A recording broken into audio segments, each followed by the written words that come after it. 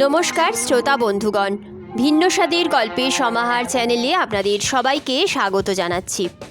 আজকে নতুন একটি দিনে নতুন একটি দম ফাটানো হাসির গল্প নিয়ে আপনাদের সামনে আবার হাজির হয়েছি। আজকে লেখক পার্থসারথী গোস্বামীর লেখা একটি মজার হাসির গল্প পাঠ করে শোনাব। আজকে যে গল্পটি আপনাদের সামনে পাঠ করব, গল্পটির নাম নিভৃত বাস। গল্পটি শুনতে থাকুন এবং খুব আনন্দ পান। গল্প পাঠ ভালো লাগলে গল্পের শেষে অবশ্যই একটা লাইক করে দেবেন। আমার চ্যানেলটিকে সাবস্ক্রাইব করে আমার পাশে থাকবেন। তো চলুন শুরু করা যাক আজকের মজার হাসির গল্প নিভৃত বাস। কি বলছো গো? সত্যি? এ কি আর মজা করার জিনিস? বিশ্বাস না হয় নিজের চোখেই দেখো। কথাটা শেষ করেই মোবাইলটা এগিয়ে দিলাম বউয়ের দিকে। দুদিন আগে থেকেই একসঙ্গে ছেলে, বউ ও নিজের অল্প অল্প সর্দি জ্বর। সরকারি প্রাণ নয়, প্রাইভেট কোম্পানিতে চাকরি। বয়সও ৪৫ ছুঁতে একটু দেরি। কপালে ভ্যাকসিন জোটেনি, তাই কিছুটা প্রাণ ভয়ে ভীত হয়েই কোভিড টেস্ট করিয়েছিলাম। এইমাত্র অনলাইনে তার রেজাল্ট এসেছে। ইনবক্সে জল করছে আমাদের ৩ জনের কোভিড রিপোর্ট। ৩ জনই পজিটিভ। মেসেজটা পড়েই বউ দেখলাম ছুটছে নিজের মোবাইল খুঁজতে। আমি বললাম, আরে কি করছো কি? কাকে ফোন করবে? এখনই কাউকে কিছু জানানোর দরকার নেই। দাঁড়াও, ফোন টোন কিছুই করব না। ফেবুতে সেন্টো মেরে একটা স্ট্যাটাস দেব শুধু। গত মাসে পাশের ফ্ল্যাটের মিসেস হাজরা বাথরুমে পড়ে গিয়ে ফোলা পায়ের ছবি দিয়ে ১,০০০-এর উপর লাইক ঝেড়েছিল। তাই এমন সুযোগেও হাতছাড়া করে? তোমার কি মৃত্যু ভয় বলে কিছু নেই? না, নেই। কদিন আগেই আমার মাস্তুতো বোনের পুরো ফ্যামিলির হয়েছিল। ওদের থেকে ওষুধের লিস্ট চেয়ে প্যারাসিটামল, অ্যান্টিবায়োটিক, অ্যান্টি অ্যালার্জিক থেকে ভিটামিন ট্যাবলেট পর্যন্ত আগে ভাগেই এনে রেখে দিয়েছি। ৩ বেলা গরম জলের ভাপে ফোঁস আর ২ বেলা ডিম সেদ্ধ। দেখে নিও, কিচ্ছুটি হবে না। তার চেয়ে এখানে এসো, ৩ জনে মিলে একটা সেলফি তুলি। ছবিটা দিয়ে স্ট্যাটাসে লিখব, নিভৃতবাসী আমরা। ফেবুতে স্ট্যাটাস তুলে গৃহিণী ফ্ল্যাটের দরজায় হুড়কো লাগালো। শরীর খারাপ মানেই বাঙালির একটা অন্যরকম ব্যাপার। খবর ৫ কান হতে সময় লাগে না। নানা আত্মীয় হেলথ ড্রিঙ্ক, ফল ইত্যাদি হাতে করে দেখতে আসে। নিজেকে তখন কেমন যেন সেলিব্রিটি মনে হয়। বছর আগে আমার অ্যাপেন্ডিক্স অপারেশন হয়েছিল। নার্সিংহোম থেকে ফ্ল্যাটে না এসে গেলাম গ্রামের বাড়ি। পরের দিন থেকেই ঘরে আত্মীয়দের লম্বা লাইন। বাড়ি ফেরার দিন ৪ পর মেজমাসি এসে আমাকে দেখেই বলল, এ কি রে, কদিনে কি চেহারা করেছিস?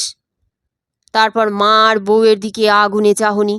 বউ ভয়ে বলল, কি করব, কিছুই খেতে চায় না। খেতে চায় না মানে? খেতেই হবে, বাই হুক আর ক্রুক। অপারেশনের রোগী, কড়া ওষুধ পড়ছে, প্রোটিন ভিটামিন সব দরকার। তৎক্ষণাৎ দরজার বাইরে মামাতো দাদার কণ্ঠস্বর, ওসব কনসেপ্ট পুরনো পিসিমণি। ডাক্তার বলছে পেশেন্ট মন থেকে যেটুকু খাবে শুধু সেটাই খেতে দেবে। জোর করে গেলাতে গেলে হিতে বিপরীত। আমার খাটের কাছে এসে বিনয়ের অবতারটি হয়ে বলল, চাকরির সে সুদিন আর নেই রে ভাই। ৪ দিন ধরে হসপিটালে যাব ভেবে একদিনও বেরোতে পারলাম না। বিচ্ছিরি কড়াকড়ি। তারপর কাছে এসে আমার খাটের উপর নামিয়ে দিল গুচ্ছের ফল আর ছাল ছাড়ানো ব্রয়লার মুরগির মতো বক্সবিহীন ফয়েল প্যাকে মোড়া একটা হেলথ ড্রিঙ্ক পাউডারের প্যাকেট। গরম দুধে বা জলে গুলে খেতে হয়। প্যাকেটের এমন দশা কেন ভাবতেই দেখলাম প্যাকেটের ভেতরকার ফ্রি জ্যামিতি বক্সটি বগল দাবা করে পাশেই দাঁড়িয়ে মামাতো ভাইয়ের গোলগাল ছেলে হাবলু। দিন দিন দর্শনার্থীর সংখ্যা বাড়তে থাকলো। উপচে পড়ছে ফলের ঝুড়ি, সেলফে সারি সারি হেলথ ড্রিঙ্কের প্যাকেট, মুহুর্মুহু চা তৈরির জন্য আলাদা গ্যাস স্টোভ। ঝক্কি সামলাতে না পেরে নিয়োগ হলো অস্থায়ী রান্নার লোক। যেন কারো বিয়ে লেগেছে। কিন্তু এবারে সে গুড়ে বালি। এ এমন রোগ, আত্মীয়রা খবর পেলেও দেখতে আসা তো দূরস্থ, ফোনে পর্যন্ত কথা বলতে ভয় পাবে। এমনিতে ছুটি জোটে না, তাই মনে হলো যেন হাতে স্বর্গ পেলাম। বউ ছেলের অভিযোগ, বাড়িতে সময় দিই না। এই 14 দিনে সব কড়াই গন্ডায় মিটিয়ে দেব। সামান্য একটু জ্বর ছাড়া শরীর সুস্থই। গোল্ডেন ইগলের মতো বউ এঘর ওঘর করছে, ছেলে দুলে দুলে অনলাইন ক্লাস করছে, আমি শুয়ে শুয়ে টিভিতে খেলা দেখছি। চাওয়ার আগে লিকার চা এসে যাচ্ছে। শরীরে চিমটি কেটে দেখলাম স্বপ্ন নয়, সংসার এমন সুখের হয়। কখন রাত হচ্ছে কখন সকাল হচ্ছে বুঝতেই পারছি না। তখন ভুলে গিয়েছিলাম একটা গুরুত্বপূর্ণ লাইন, চিরদিন কাহারও সমান নাহি যায়। ক্রমশ সংসারের কাজ একা হাতে সামলাতে সামলাতে, কোথাও বেড়াতে যেতে না পেয়ে এবং শপিং করে আমার টাকা পয়সা ধ্বংস করতে না পেরে স্ত্রী যে ভিতরের ভিতরে ক্রমশ বিস্ফোরক হয়ে উঠেছেন, সে কথা আগে থেকে ধরতে পারিনি। হঠাৎ নিজের অজান্তেই ল্যান্ডমাইনে পা পড়ে গেল। দিন 7 কেটে যাওয়ার পর একদিন সকালে বাথরুম সেরে তাড়াতাড়ি টিভির সামনে এসে বসে পড়লাম। ওয়ার্ল্ড টেস্ট চ্যাম্পিয়নশিপের ফাইনাল, একটা মুহূর্ত মিস করা যাবে না।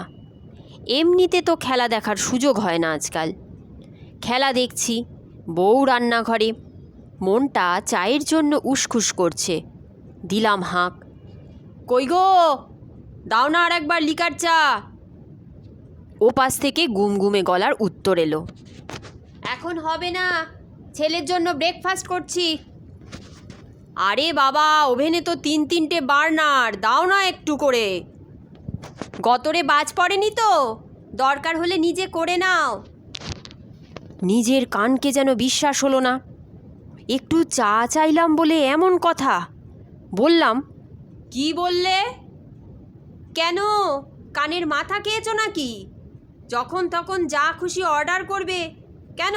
আমি কি তোমার মাইনে করা চাকর? বুঝলাম আমার ওভাবে বলা ভুল হয়েছে, তাই চটে গেছেন তিনি। জলদি ম্যানেজ দিতে হবে। হারিয়ে যাওয়া সুখ এতদিন পর ফিরে এসেছে। তাকে এভাবে হেলায় হারিয়ে যেতে দেওয়া যায় না। পরিবেশটা ফিরিয়ে আনার জন্য চুপি চুপি রান্নাঘরে গিয়ে হঠাৎ করে পিছন থেকে জাপটে ধরে কানের কাছে মুখ নিয়ে গিয়ে ফিসফিস করে বললাম, রাগ করছো কেন সুন্দরী? এমন সুন্দর একটা সকাল। মুখের কথা শেষ হওয়ার আগেই বউ এক ঝটকায় নিজেকে মুক্ত করে বলল, সুন্দরী? কই আগে তো এসব শুনিনি কোনো দিন। কোনো বাজে মেয়ের খপ্পরে পড়লে নাকি এমন সস্তা ডায়লগ? প্রেমে প্রত্যাখ্যান পেয়ে মেজাজ একটু বিগড়ে গেল, তার উপরে এমন অভিযোগ। তবুও মাথা ঠান্ডা রেখে বললাম, নিজের বউকে সুন্দরী বলা যাবে না? কেন বলা যাবে না? কিন্তু আগে কখনো শুনিনি তো। কোন ঘাটের জল খেয়ে বেড়াচ্ছ কে জানে। শুনেছি পুরুষ মানুষের বয়স হলে ঘোড়া রোগ ধরে। আমিও আর থাকতে পারলাম না, আমার গলাও চলল। হঠাৎ কি হলো বলো তো? সেই শুরু করলে। সূর্য পশ্চিম দিকে উঠলেও তুমি শোধরাবে না। অসভ্যের মতন ঝগড়া না করলে তোমার যে আবার ভাত হজম হয় না। কি বললে? আমি অসভ্য? আমি ঝগড়া করি? কেন বলবে না? অভিযোগ করেই তো জীবন গেল। কেমন বংশ দেখতে হবে তো। আমি যদি অসভ্য তো যাও না, যাও, যে সভ্য মেয়ের সোহাগে মেতেছ তার কাছেই যাও। নিজের মতো করে কথা ঘুরিয়ে দিও না। কি কথার কি মানে? উফ, সহ্য হয় না আর এসব। ওরে আমার কি সহ্য ক্ষমতা রে! সহ্য তো করছি আমি সেই বিয়ের পর দিন থেকে। মায়ে বেটাতে মিলে আমার হাড়ে দুব্ব গজিয়ে দিলে গো। ফালতু ফালতু মা টেনে কথা বলবে না বলে দিলাম। তোমাকে তার সেবা করতে হয় না, সে থাকে নিজের মতো নিজের বাড়িতে। হ্যাঁ হ্যাঁ জানি, ওটাই তো তোমার আক্ষেপ। আমি বুঝি না ভাবছো? ওর মায়ের সেবাদাসী হয়ে পায়ের কাছে আজীবন পড়ে থাকলে তবে ওর শান্তি হতো। একেবারে নিজের ফর্মে পৌঁছে গেছো। ভাবছিলাম আমার সোনা বউ, সোনা না ছাই। একেবারে ফুটপাতের সিটি গোল্ডের মাল, 4 দিনেই রং উঠে জং ধরে গেল। সোনা বউ? হ্যাঁ, বিয়ের পর তো সোনায় মুড়ে দিয়েছে আমাকে। আমার ভগ্নিপতি বোনকে বছর বছর গয়না গড়িয়ে দেয়, সে মুরদ আছে তোমার? আমার নেই যখন যার কাছে আছে তাকে বললেই তো পারো। যে দেওয়ার সে তো এতদিন দিয়েছে।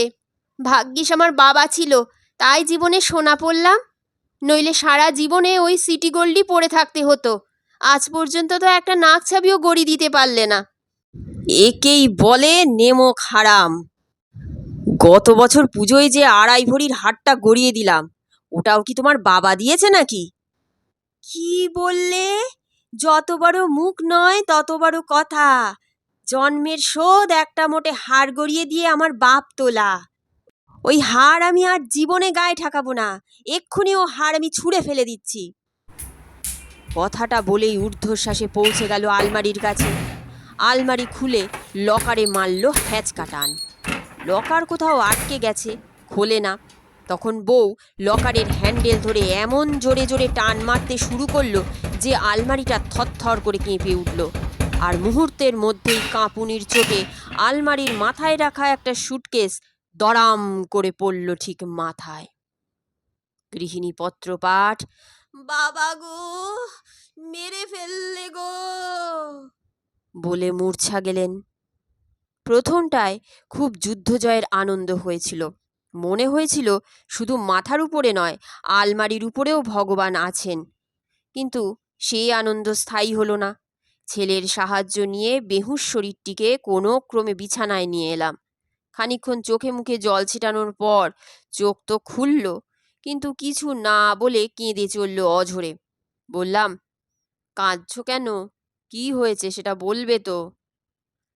বেশ কিছুক্ষণ নীরবে কান্নাকাটি করার পর বলল, মাথায় তেমন লাগেনি, কিন্তু বাঁ হাতটার উপর ভর দিয়ে পড়েছি।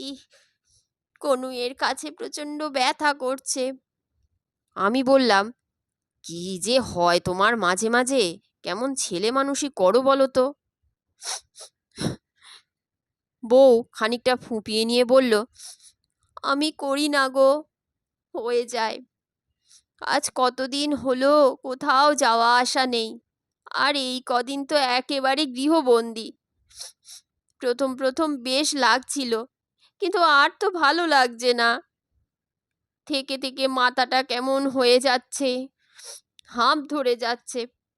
হ্যাঁ গো, এ কি দিন এলো, এ কিভাবে বাস করছি আমরা, কি বলে একে?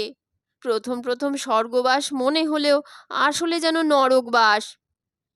বউয়ের হাতে মলম লাগাতে লাগাতে উত্তর দিলাম, কোনোটাই নয় গিন্নি, এ হলো নিভৃত বাস। আজকের মতন গল্প পাঠ এখানেই শেষ হচ্ছে। গল্প পাঠ ভালো লাগলে অবশ্যই একটা লাইক করে দেবেন। আমার চ্যানেলটিকে সাবস্ক্রাইব করে আমার পাশে থাকবেন, যাতে ভিন্ন ভিন্ন স্বাদের বিভিন্ন ধরনের গল্প নিয়ে আপনাদের সামনে হাজির হতে পারি। আপনারা খুব ভালো থাকবেন, সুস্থ থাকবেন এবং সাবধানে থাকবেন। নতুন একটি দিনে নতুন একটি গল্প নিয়ে আপনাদের সামনে আমি আবার হাজির হব।